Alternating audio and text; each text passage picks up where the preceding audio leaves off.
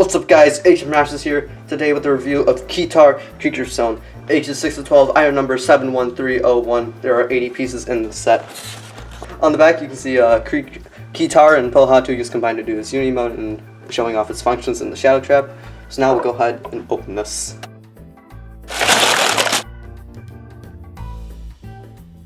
So before taking a look at Ketar, I want to take a quick look at the Shadow Trap. Basically, this is just a little thing that you can just kind of mess around with that comes with all the creatures.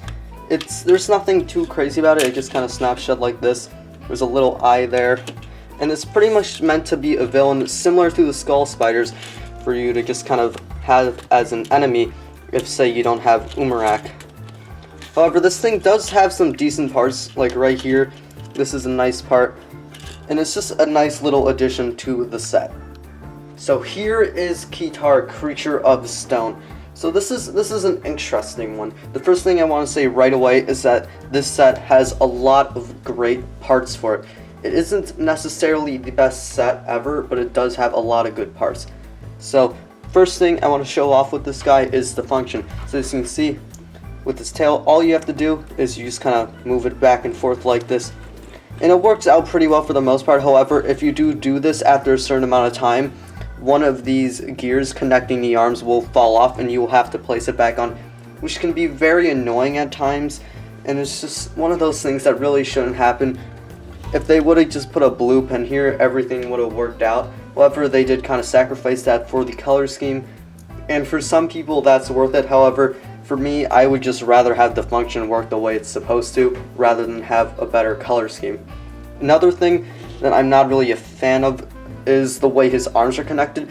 The problem here is that I feel like they're too close to his head. There is not enough space in between his head and his function. So his head always has to be in this very kind of awkward position. And on top of that, the way his arms are connected is also a little bit awkward because you don't really have much posability here. Pretty much this is going to be your standalone pose for Ketar. You're pretty much always going to be looking like this. However, there are good things about this set. First thing is this set has a lot of great points of articulation.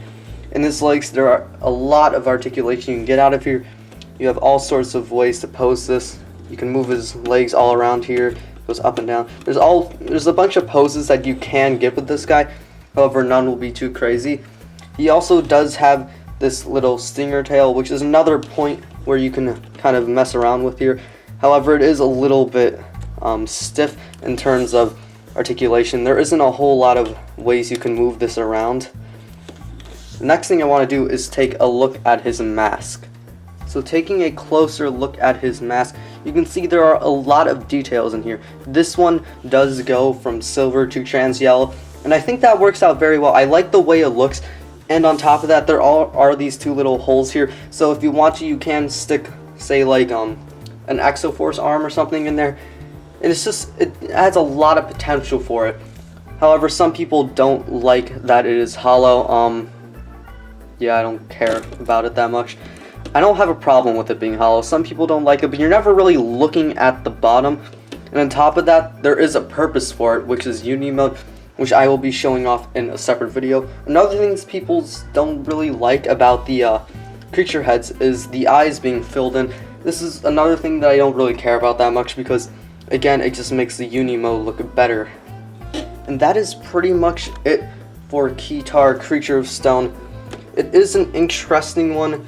A lot of people don't really like it, and I can see why. It's definitely not one of the best sets to come out of Bionicle so far, but it's definitely not a terrible set. There is a lot of things you get for your money. There are a lot of great parts in this set. The Shadow Trap is a nice addition, however it is a little bit kind of bland. There isn't much you can do with it. But overall, this is a good set. However, I do not think this should be one of the first sets you try to get. So thank you guys for watching. Until next time, I'll see you guys later.